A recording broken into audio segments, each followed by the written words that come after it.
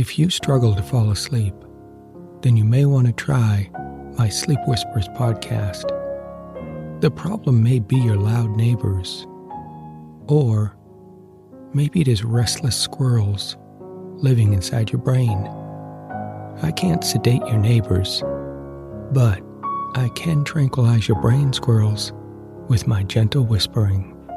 Check out my Sleep Whispers podcast, and I will whisper you to sleep with bedtime stories, guided meditations, fun trivia questions, and curious Wikipedia articles.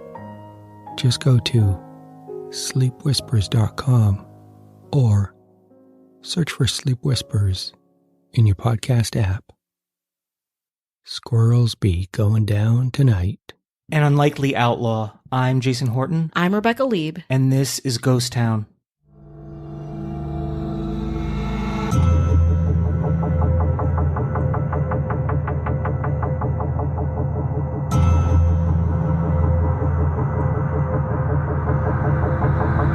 On a morning in May 1991, a 10-gallon hat-wearing, sun-glassed, beer-bellied, bearded individual exited a 1975 two-door Pontiac Grand Prix to enter the American Federal Bank building in Irving, Texas. The person stepped into the bank's lobby and headed towards the counter, where a young female teller was smiling cheerfully.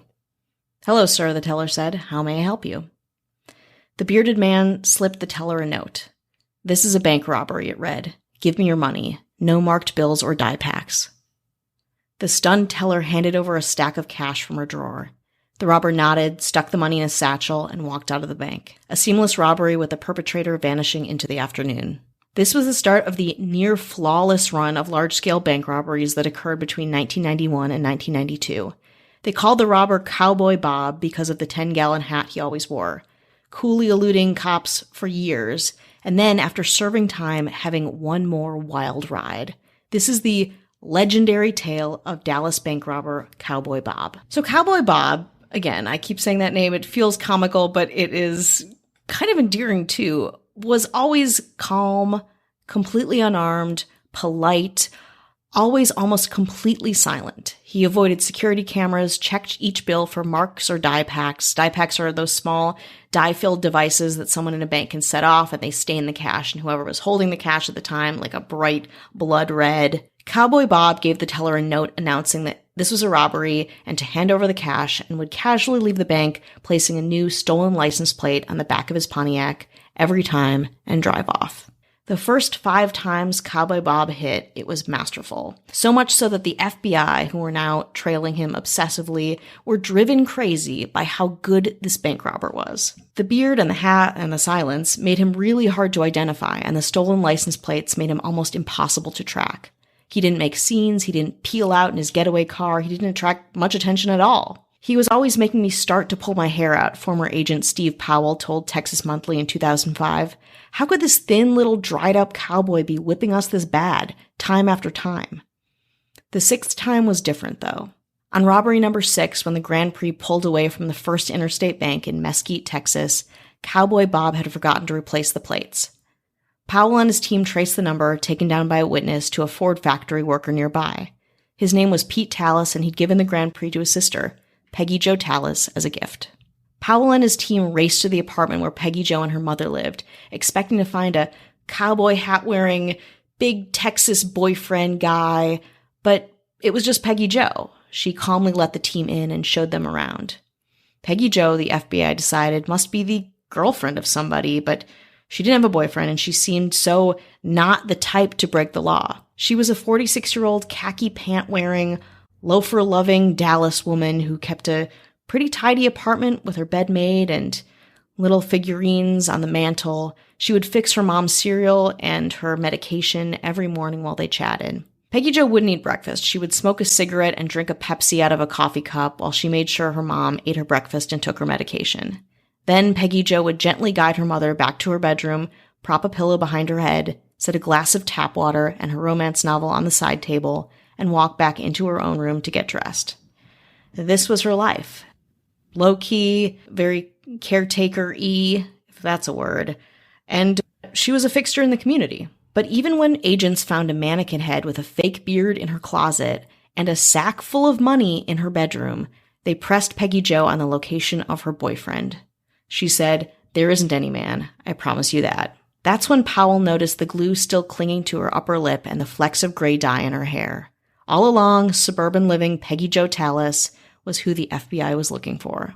Although female bank robbers are not unheard of, it's estimated that women commit less than 5% of the some 8,000 bank robberies that take place each year in the United States, according to Texas Monthly.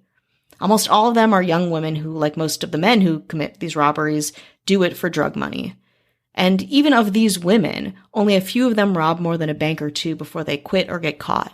When Powell and his team of FBI agents cornered Peggy Jo near her apartment in 1992, soon after their search of her two-bedroom apartment, they assumed they would never be dealing with her again. She didn't fit the mold. She was well off, not so young, not an addict or an alcoholic. People knew her to be harmless and kind. "A sweet lady who once chatted with me about the best way to grow plants on the front porch," a neighbor said. Who was Peggy Jo Tallis? A mild-mannered suburban lady or a hardened criminal? The answer was a little bit of both. Peggy Jo Tallis grew up in Dallas in the 1950s and 60s. She loved rock and roll, hitting local clubs with her friends, and the 1969 movie Butch Cassidy and the Sundance Kid. "She had a beautiful, wide smile that made you want to smile back at her," said Karen Jones, her closest childhood friend. "And what was most special about her was that she loved doing things other kids didn't do. She once drove me around looking for stray dogs to adopt. And then she took me over to the Yellow Belly drag strip just to watch cars race." Peggy Jo dropped out of high school after the 10th grade. "She told me there was just too much else to do in life than spend so many days at school," Karen said. One day, in fact, Peggy Jo jumped in her car and drove to San Francisco because she wanted to see what life was like there. That's Dallas to San Francisco, everybody. That was just who she was, always ready for an adventure. When she was in her 20s, Peggy Jo got her own apartment in North Dallas and started working as a receptionist at the Marriott Hotel. She befriended another receptionist named Cherry Young, and the two would go out clubbing almost every night, ordering Coors, playing pool, and flirting with men. They went to see the Doors and the Doobie Brothers and even the Rolling Stones. According to Cherry, Peggy Jo didn't have any immediate plans to get married or have children. She didn't care about finding the right career, and she didn't worry about money. All she wanted was enough to get by, to pay her bills, and have a little left over for a few drinks. She told me she was saving a little so that she could someday go to Mexico just to live on the beach in a hacienda and wear bathing suits night and day, Cherry said. She was beautiful and she was rambunctious. She always told me that deep down she was wild at heart. But just how wild? One afternoon when Peggy Jo and Cherry were driving around in Peggy Jo's Fiat, they passed a Wells Fargo armored truck, and Peggy Jo made a rather odd comment. "You know, I could go rob that and not have to worry about anything for a while." "You'd need a gun," Cherry said. "Oh heck, I'm smarter than that," Peggy Jo replied. One night, Cherry and Peggy Jo had a fight at a restaurant in Fort Worth. To calm down, Cherry walked to another bar. A few minutes later, Peggy Jo walked outside and saw an unlocked pickup with the keys in the ignition. She jumped in and drove away. The police caught up with her, and she eventually pleaded guilty to a felony charge of unauthorized use of a motor vehicle, receiving a 5-year probated sentence. After that, reality set in. In the beginning of the 1980s, Peggy Jo's mom got sick. She had been heartbroken by a dude. She dated a man for 8 months, only to find out he was married, and had a strained relationship with her brother and sister. Her whole life just felt less exciting and kind of listless. Peggy Jo found a new job at a computer factory, and then she worked in the office of a mobile home construction company. She remained friends with Cherry, who by then was working as a cocktail waitress. "Every now and then we have an old-fashioned night and hit all the old places and listen to rock and roll," Cherry said. And one day she called and persuaded me to quit my job so we could go to Florida and live for a couple of months on the beach. But in the 80s, Cherry got married and moved to Oklahoma City. Peggy Jo's childhood friend Karen had also married. "I don't think she was ever able to get over the pain of the betrayal from the married man," Karen said. "I think she decided to be alone." She had some more low-wage jobs, but her mom's medical bills started piling up. We don't really know why Peggy Jo turned to bank robbery, but she did. Maybe it was the easiest way to make a few bucks. At this point, she kind of channeled her younger self into Cowboy Bob and ended up enjoying the thrill so much that she continued to rob banks even after she had enough cash. But let's take a break. Hi, we're Eliza, Allison, and Carlin, and we're the hosts of Resolved Mysteries podcast. Our podcast follows the 80s and 90s television show Unsolved Mysteries, hosted by Robert Stack. If you like true crime stuff, ghost stuff, alien stuff, this is your podcast. we do in-depth research on all of the segments that Unsolved Mysteries aired and give you the latest updates on every case. Resolved Mysteries podcast is available wherever you get your favorite pods. Join us, and perhaps you may be able to help Solve a mystery. Hi, hello, how are you? Hello. How are you doing? Are you okay? Am I okay? Do I say that every break? Perhaps. Nobody's answering you. I think that's the problem. That is the problem. I need answers. I need them in about 3 weeks, whenever you can. Maybe episode 1000 you'll get that answer. Oh, episode 1000. We would like to say hello to everyone that's listening. Thank you to all of our patrons. Thank you for supporting.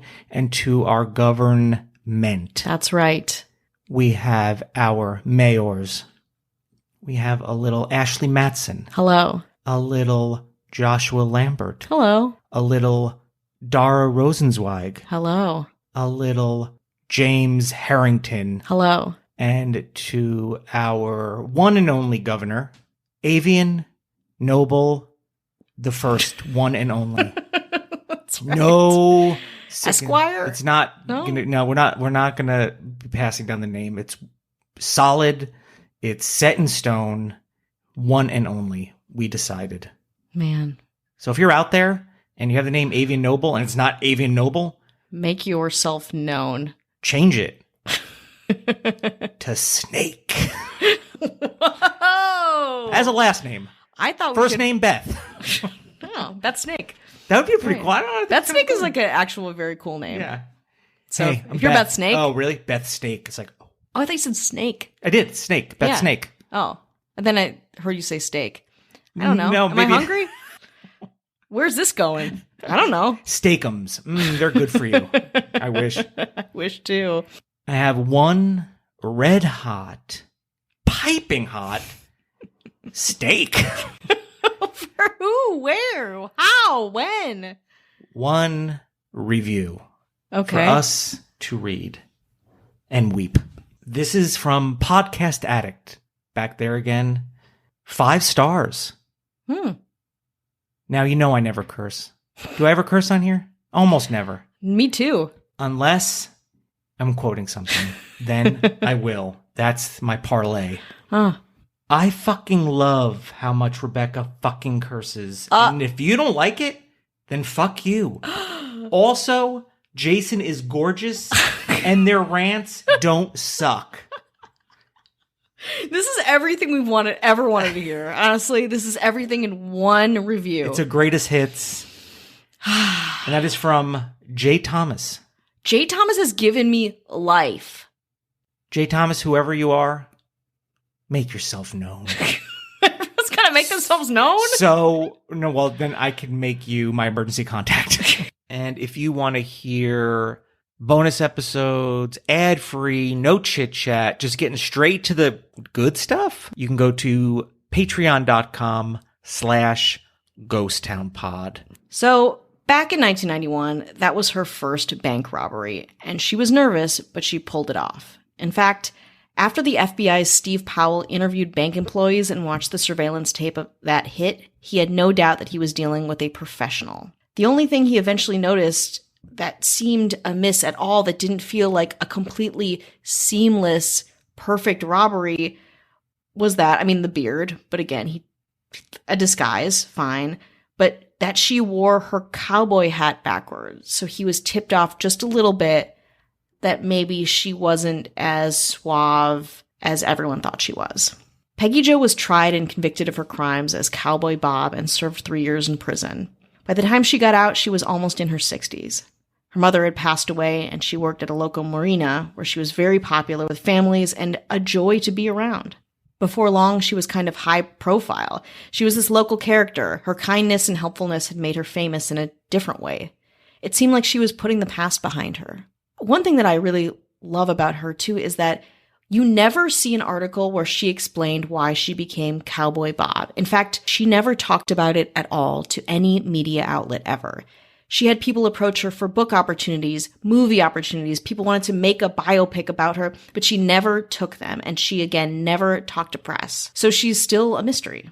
In the spring of 2004, Peggy Jo approached a man at the marina who was selling a Frontier RV. She gave him almost $6,000 in cash and promised to pay him $500 more at a later date. Her plan was to head down to Padre Island or Mexico and live on the beach like she'd always wanted. Peggy Jo sold or gave away all of her furniture in her hometown. She sold an old Volvo she had been driving. She carried a few potted plants over to her neighbor's front porch, and she drove away in her RV a couple months later. Peggy Jo left a telephone message for her best friend from the marina, Carla Dunlap. When Carla had developed breast cancer the previous year, Peggy Jo had checked on her nearly every day and had brought her a cap to wear when her hair began to fall out. On the message, she asked how I was doing, and she said she was about to hit the road, Carla said. And then she said, and no matter what happens to me, always remember that I love you. And then, not out of complete nowhere, but again to a lot of her friends and family, a bank robbery occurred in the small Guarantee Bank on the southern edge of Dallas. And then another at a local Guarantee Bank.